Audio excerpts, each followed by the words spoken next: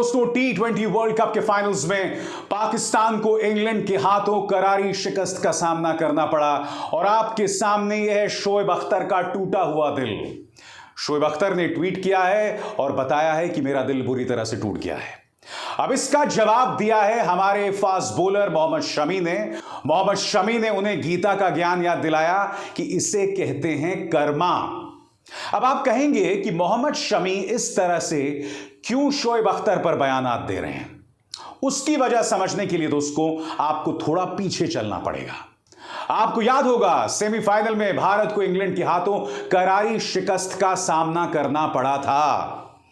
उस वक्त पाकिस्तान के कई राजनेताओं, कई सोशल मीडिया इन्फ्लुएंसर्स, खुद शोएब अख्तर भारत की हार पर मजे ले रहे थे। यहां तक कि हमारे former fast bowler Irfan Pathan को ट्रोल किया जा रहा था और यही वजह है कि उन्होंने ये ट्वीट किया था जो आपके स्क्रीन्स पर हैं। उन्होंने कहा था कि पड़ोसियों, हार जीत तो होती रहती है मगर ग्रेस आपके बस की बात नहीं है। यहां इरफान पठान क्या कह रहे हैं कि देखिए, हार जीत तो होती रहेगी। टूर्नामेंट के दौरान भारत ने शानदार जीत दर्ज की थी पाकिस्तान के खिलाफ। अब सेमीफाइनल में इंग्लैंड के हाथों भारत हार गया।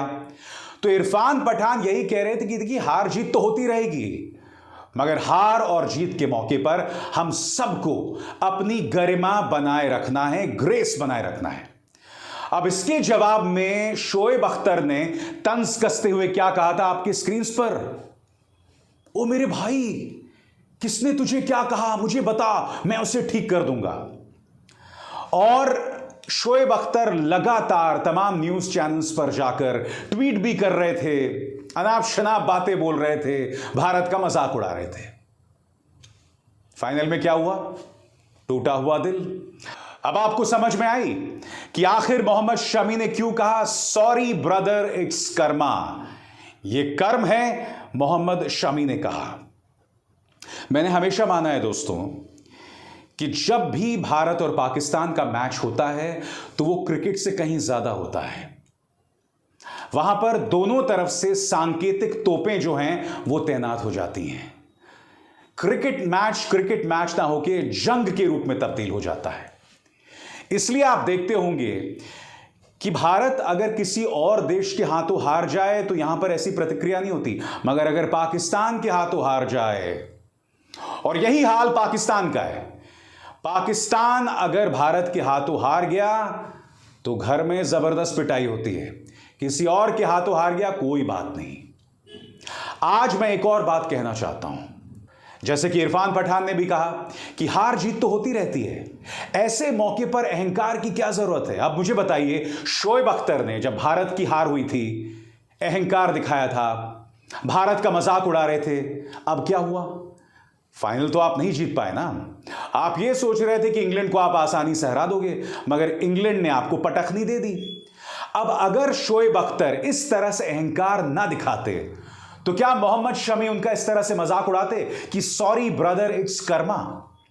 और बात सिर्फ शोएब अख्तर की नहीं है, मैं उनके कई सोशल मीडिया इन्फ्लुएंसर्स, कई एक्टर्स को भी देख रहा था जो भारत पर तंज कस रहे थे।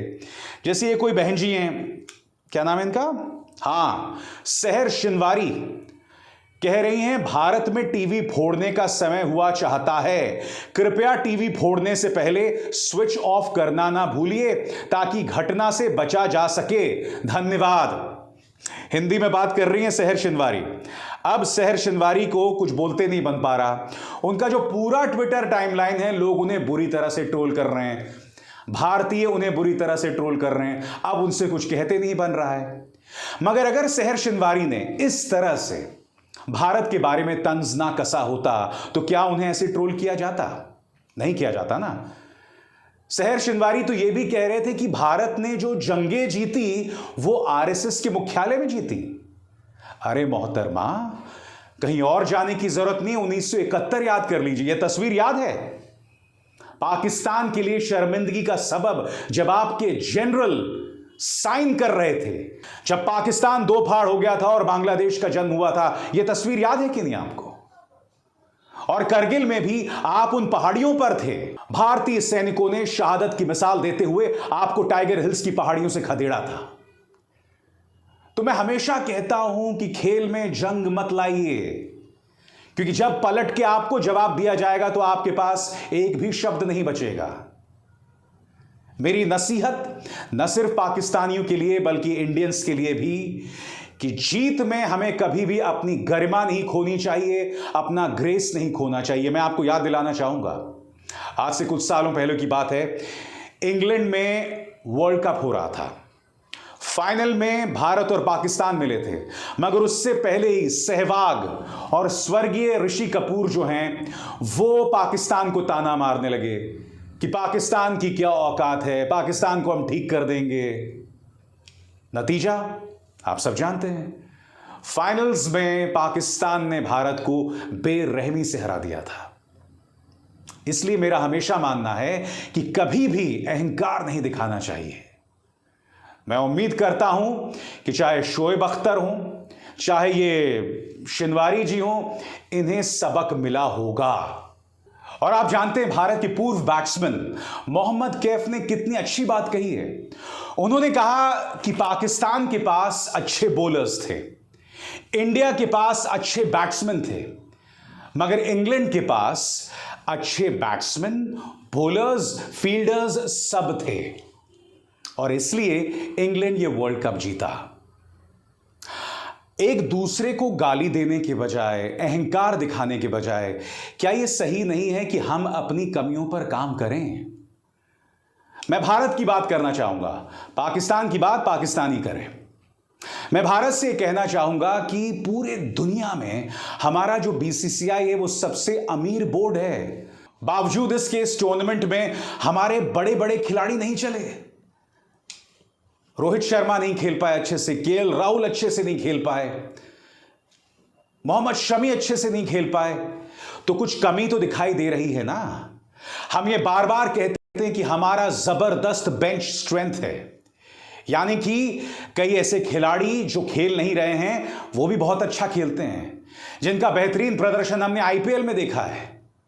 तो क्या यह फैसला पहले नहीं लिया जा सकता था कि उन खिलाड़ियों को मौका दिया जाता? ये तमाम सवालात हैं जिनके हमें जवाब ढूंढने होंगे। इसलिए मोहम्मद कैफ जो बात कह रहे हैं बहुत वाजिब बात कह रहे हैं। भारत के पास बेहतरीन बैट्समैन हैं और वो बैट्समैन नहीं चले। कल्पना कीजिए दोस्तों कि अगर रोहित शर्मा, केएल राहुल बेहतरीन प्रदर्शन दिखाते तब क्या होता? तब क्या होता आप सोचिए।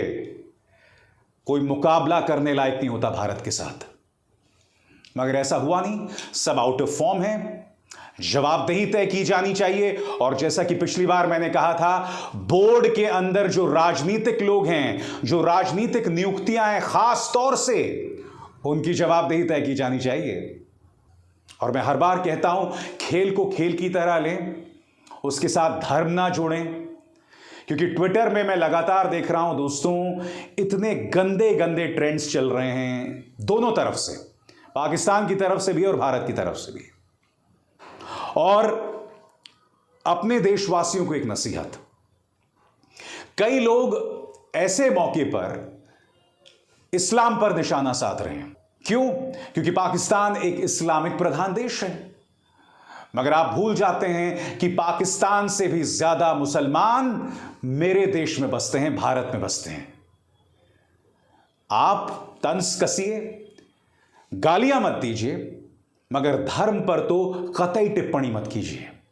क्योंकि जैसे मैंने कहा ना, हमारे यहां पाकिस्तान से ज्यादा मुसलमान बसते हैं। अभिसार शर्मा को दीजिए इजाजत। नमस्कार।